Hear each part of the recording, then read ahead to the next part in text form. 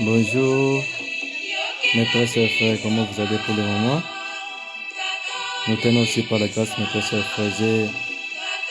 C'est avec une joie immense que je lance le présent direct. Vous les voyez sûrement en bas d'écran, à ce niveau ici. Il y a des thèmes que j'aimerais partager avec vous, mes très chers frères. Ça fait vraiment belle lurette que je n'ai pas pu seulement envoyer les messages ou bien le direct sur les réseaux sociaux.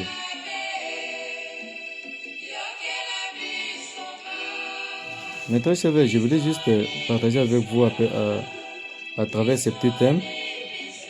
Ton nom est-il inscrit dans le livre de vie? Ton nom est-il inscrit dans le livre de vie? Je pense, nous en tant que chrétiens, nous sommes en train de travailler jour et nuit pour ça. Et cet après-midi, j'aimerais seulement vous donner le passage biblique qui confirme cela. Peut-être nous sommes en train de servir Dieu, mais on ne tient pas compte de ce qui doit aussi nous arriver. Lisez un peu dans Apocalypse chapitre 20, verset 12 et le verset 15. Vous lisez Apocalypse chapitre 20, verset 12 et le verset 15. Vous lisez encore Apocalypse chapitre 21, verset 27. Apocalypse chapitre 21, verset 27. Luc chapitre 10, verset 20. Luc chapitre 10, verset 20. Et Philippiens chapitre 4, verset 3. Vous voyez, ces 4 passages nous donnent l'aperçu de ce que nous allons seulement partager ou bien le thème qui fait l'objet de notre enseignement cet après-midi-ci. Le présent thème parfois nous donne seulement l'intention de prendre seulement en considération ce que nous sommes en train de faire comme travail.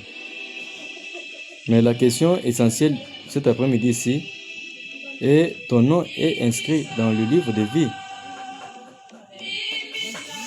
C'est vraiment une question vraiment importante que chacun de nous se pose. Parce que cette question ici concerne ni la réussite, ni la richesse, ni la réputation, mais notre destinée éternelle.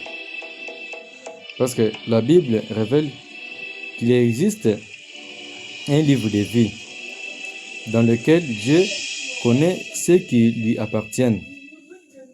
Beaucoup connaissent le nom de Dieu fréquemment, une église ou accomplissement des œuvres religieuses. Pourtant, la véritable question est que Dieu reconnaît-il comme l'un de ses siens?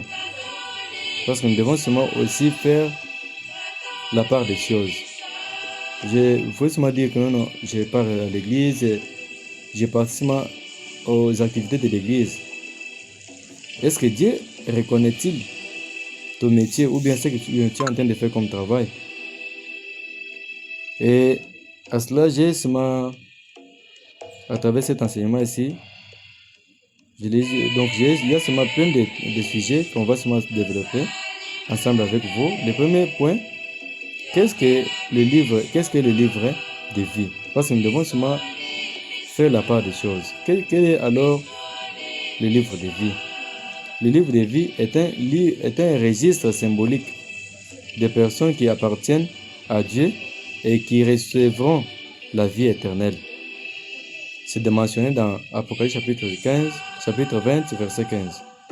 Il est écrit: quiconque ne fut pas trouvé écrit dans les livres de vie fut jeté dans les tangs de feu. Je vais un peu relire. Quiconque ne fut pas trouvé écrit dans les livres de vie fut jeté dans les tangs de feu. Ça, c'est vraiment une confirmation que Dieu nous donne dans Apocalypse chapitre 20, verset 15. Donc, ces livres représentent, donc les livres de vie, représentent la citoyenneté du royaume de Dieu, l'assurance du salut, l'apparence à Christ, l'appartenance, je dirais, l'appartenance à Christ et l'héritage éternel. Parce que si vous accédez seulement dans ce livre de vie, il y a plein de choses. C'est vraiment l'appartenance au royaume de Dieu et c'est vraiment l'assurance du salut pour un chrétien et l'appartenance à Christ sans oublier l'héritage éternel. Et beaucoup de gens qui seront vraiment présents vraiment dans cette liste ici recevront aussi cette sorte de privilège. Le plus grand privilège n'est pas d'être connu des hommes, mais d'être connu de Dieu. Parce que nous ne devons pas seulement être célèbres, mais nous devons seulement nous poser des questions. Est-ce que ce que j'ai fait, j'aurai seulement une rémunération? Est-ce que mon nom est inscrit dans le livre de vie ou pas? Vous n'allez pas seulement suivre les célébrités, je dois seulement être connu, je dois seulement faire cela. Mais vous devez aussi vous poser des questions. Dans tout ce que je suis en train de faire comme travail, est-ce que je suis en train de répondre aux critères ou pas? Et le deuxième point, comment est-il inscrit dans le livre de vie? Comment un nom est-il inscrit dans le livre de vie? Si le livre de vie existe, mais comment un nom est-il inscrit dans ce livre ici de vie? Premier point, par la foi en Jésus-Christ. Pour que votre nom soit vraiment inscrit dans ce livre, vous devez seulement la foi en notre Seigneur Jésus-Christ. Ça, c'est vraiment la première des choses. C'est vraiment une sorte de condition. Comment? Le salut ne s'obtient pas par les œuvres, mais par la foi en Jésus-Christ. Jésus est venu mourir pour les pécheurs, afin que tous ceux qui croient en lui aient la vie éternelle. C'est vraiment une affirmation que Jean nous donne. Si vous lisez dans Jean chapitre, à partir du 6e jusqu'au 17e chapitre. Croire en Christ signifie reconnaître son péché, se repentir sincèrement, recevoir Jésus-Christ comme Seigneur et Sauveur, marcher, comme on le dit souvent dans Jean chapitre 3, verset 16, et marcher avec lui chaque jour. Nous devons seulement faire l'effort de marcher avec Dieu, avec Jésus-Christ chaque jour. C'est ça vraiment la foi en Jésus-Christ. Sans Christ, si tu as vraiment la foi en notre Seigneur Jésus-Christ, tu te dis, sans Christ, personne ne peut entrer dans le royaume de Dieu. Je ne peux jamais entrer dans le royaume de Dieu sans être accompagné par Christ. Ça, c'est vraiment une première condition. Avoir la foi en notre Seigneur Jésus-Christ. Une deuxième condition, pour que votre nom soit vraiment inscrit dans le livre, dans ce livre de vie, je dois avoir une véritable nouvelle naissance. Je dois seulement être baptisé. Je dois seulement avoir seulement une nouvelle, accueillir seulement une nouvelle naissance, c'est passer par le baptême. C'est pour cela que Jésus-Christ se déclare, il faut que vous naissiez de nouveau. Vous devez seulement renaître de nouveau. Pour seulement appartenir, pour que votre nom soit vraiment inscrit dans le livre de vie, vous devez seulement avoir la foi en Jésus-Christ. Ça, c'est la première des choses. La deuxième des choses, vous devez seulement renaître de nouveau. La nouvelle naissance est une transformation intérieure opérée par le Saint-Esprit. Et elle produit. Qu'est-ce que la nouvelle naissance produit? Elle produit une transformation. Ce n'est pas seulement une transformation, donc d'avoir l'effet de changer quoi les habits. Non. C'est vraiment, cette transformation-là doit seulement s'opérer seulement en interne, en intérieur. Qui est vraiment boosté par le Saint-Esprit. Elle produit quoi? Une nouvelle manière de penser, une nouvelle manière de vivre, un nouveau cœur, un nouvel amour pour Dieu. C'est ça, c'est vraiment la transformation là que Dieu nous donne. C'est vraiment des affirmations ici. Si vous voulez seulement que votre nom soit vraiment inscrit dans le livre de vie, vous devez seulement avoir la foi en notre Seigneur Jésus-Christ et vous devez seulement renaître de nouveau. Le troisième des choses, c'est les signes d'un nom inscrit dans les livres de vie. Nous allons seulement nous poser quoi des questions.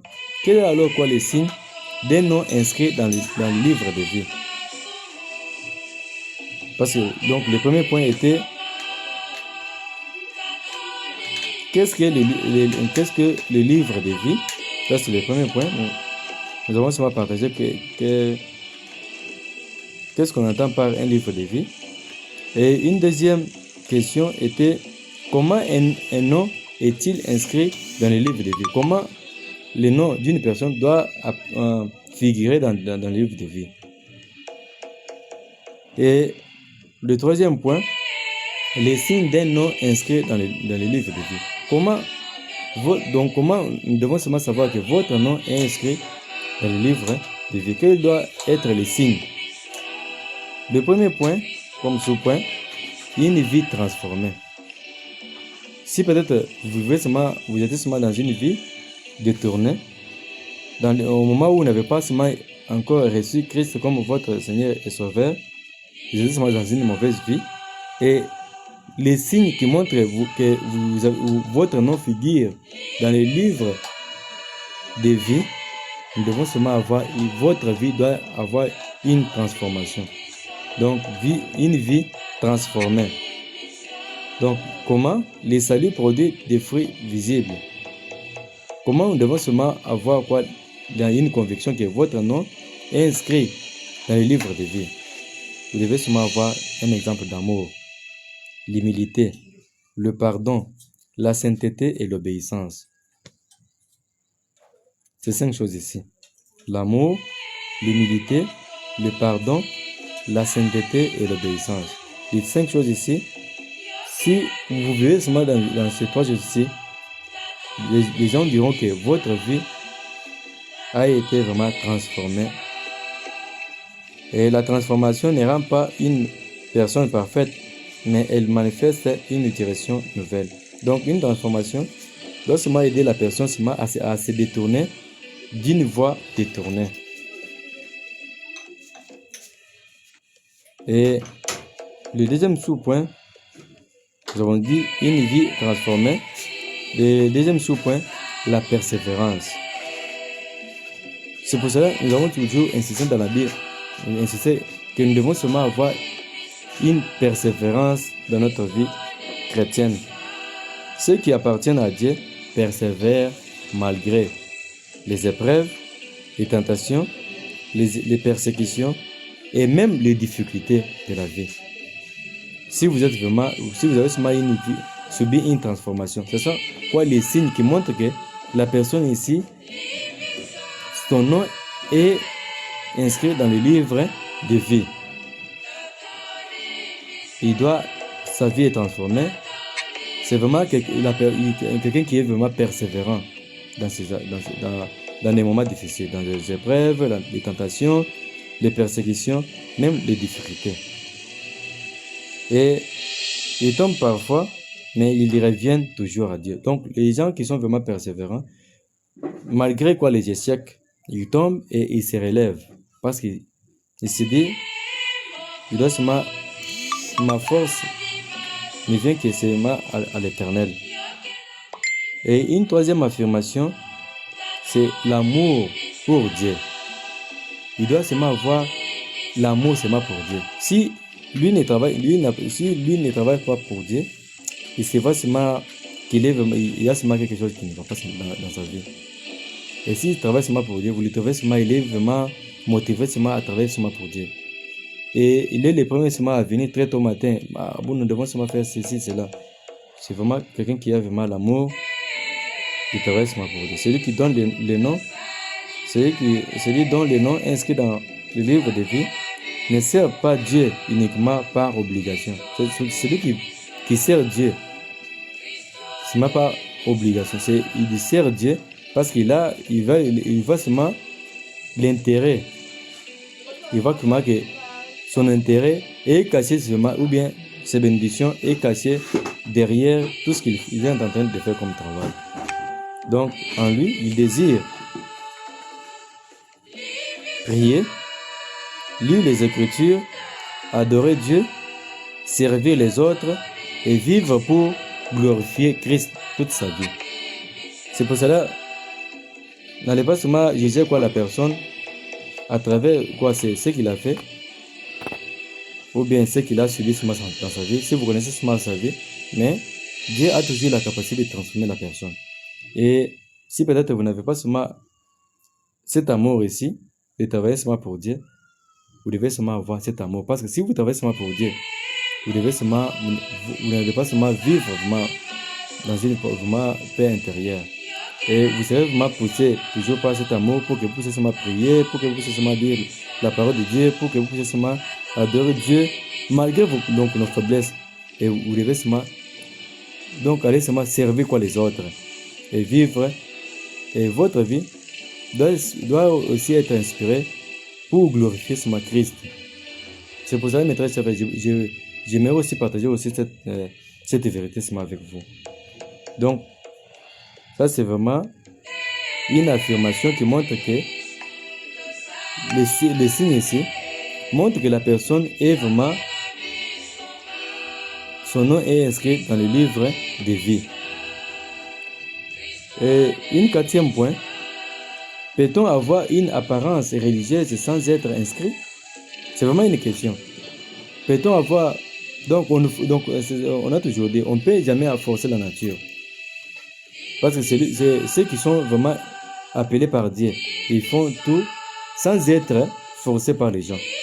C'est pour ça qu'on se pose quoi des questions. Est-ce que peut-on avoir une apparence religieuse sans être inscrit?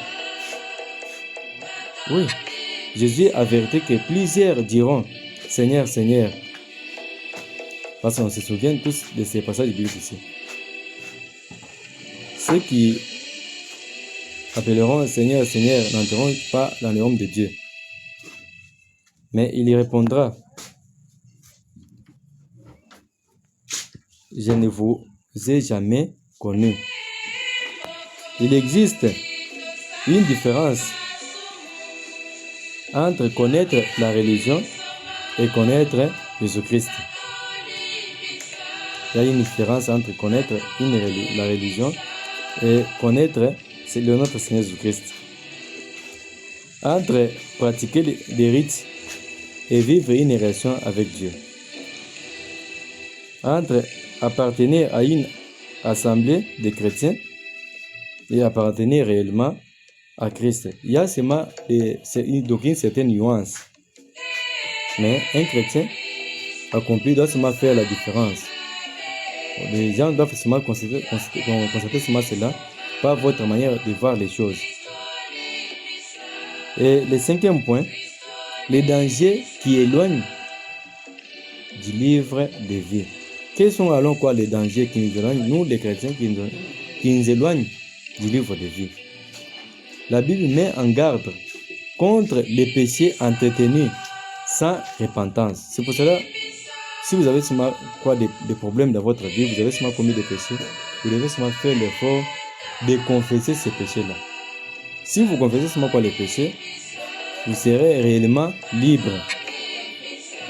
L'hypocrisie religieuse. Donc, il y a une certaine hypocrisie qui ne dit pas son nom. L'orgueil, l'amour du monde. Donc, j'aime seulement les habits, j'aime seulement être vu par les gens. Ça, c'est vraiment l'amour du monde. Les refus de croire en Jésus-Christ. Ce sont là la Bible nous met vraiment en garde à ces choses ici. Nous devons seulement être vraiment vigilants. Dieu est patient et miséricordieux. Nous devons seulement le mettre en tête. Nous devons seulement mettre en tête que Dieu est vraiment patient et miséricordieux, mais il appelle chacun à répondre à son invitation. Mes très chers frères, nous avons seulement des chaînes YouTube, Père Macaire Ntumba TV et la chaîne YouTube de l'église copte orthodoxe Kananga. Moi, je vais juste vous demander d'aller vous abonner à ces chaînes-là, parce que c'est vraiment difficile que nous puissions lancer les directs à travers Facebook. Parce que Facebook, si vous lancez les directs, dans moins de 30 jours, le direct sera vraiment effacé. Mais nous voulons seulement avoir une banque qui se trouve sur Internet. Au cas où nous aurons des problèmes, nous aurons une difficulté, on entre et on trouve notre vidéo là et on suit la vidéo pour que nous puissions croître dans la spiritualité. Mais Facebook, après 30 jours, il efface la vidéo parce qu'il y a sa banque de données est vraiment limitée. C'est pour cela qu'il n'admet pas avoir une base de données vraiment large. Et comment avoir l'assurance de notre salut? Comment alors, notre cher frère, avoir l'assurance de notre salut? En partant de ce que nous avons eu comme enseignement, comme vérité. L'assurance repose sur la fidélité de Dieu et sur la foi en Jésus-Christ. Notre assurance, nous en tant que chrétiens, repose sur la fidélité de Dieu et sur la foi en Jésus-Christ. Nous devons être fidèles à Dieu et la foi doit reposer sur notre Seigneur Jésus-Christ parce qu'il est venu et nous a sauvés. Et c'est manifeste lorsque nous demeurons en Christ. Nous demeurons en Christ, c'est vraiment la façon d'avoir notre assurance à notre salut. Nous devons seulement demeurer en Jésus-Christ. Nous devons seulement obéir à sa parole. Nous devons nous repentir lorsque nous péchons et nous devons seulement grandir dans la foi. Nous devons seulement grandir vraiment dans la foi. Cette assurance ne conduit pas à la négligence, mais à une vie de confiance et de fidélité. Et comment cette question est-elle urgente pour nous aujourd'hui? Pourquoi j'ai choisi ce thème ici? Ton nom est-il inscrit dans le livre de vie? Parce que je l'ai seulement choisi. Pourquoi? Parce que notre vie ici sur terre est vraiment une vie courte. Personne ne connaît les jours de son départ de cette terre. Il y a seulement des affirmations qui m'ont donné aussi l'envie de trouver aussi quoi c'est donc ce thème ici. Pourquoi j'ai choisi la présente question? Je l'ai choisi aujourd'hui. Pourquoi? Parce que notre vie ici sur terre est courte. Ça, c'est vraiment une première question que je me suis vraiment posée ce matin-ci. Une deuxième question, c'était personnellement. Je ne connais pas les jours où le Seigneur va me rappeler. Je ne connais pas les jours où je vais mourir. C'est pour cela nous devons c'est vraiment la question ici est vraiment urgente pour notre vie. Nous ne devons pas être vraiment emballés par les désirs de ce monde, mais donc à un certain moment, nous devons seulement nous asseoir et nous poser seulement des questions. Est-ce que je suis vraiment dans la voie de Dieu ou je ne suis pas vraiment dans la voie de Dieu? Si je ne suis pas encore dans la voie de Dieu, qu'est-ce que je peux seulement faire pour seulement rattraper aussi ces temps perdus? C'est ça les messages d'aujourd'hui. Et au retour de Christ, au moment de notre mort, il sera trop tard pour changer notre décision. Parce que celui qui est mort aujourd'hui, ou bien celui qui est décédé aujourd'hui, il ne peut jamais seulement demander seulement à Dieu pour que Dieu lui donne seulement une seconde chance. C'est pour ça que nous devons seulement respecter le temps. Et aujourd'hui, il est temps de favorable pour revenir seulement à Dieu. Parce que j'aimerais seulement terminer par là. Le Seigneur aujourd'hui, à travers cet enseignement ici, il vous demande, il vous tire seulement à l'oreille. Vous devez seulement revenir seulement à lui. Le livre de vie rappelle que Dieu connaît chacun personnellement. Il ne regarde pas seulement nos paroles ou nos activités religieuses, mais notre cœur et notre foi doit être centré sur la personne de Jésus-Christ. La question n'est plus donc, suis-je religieux?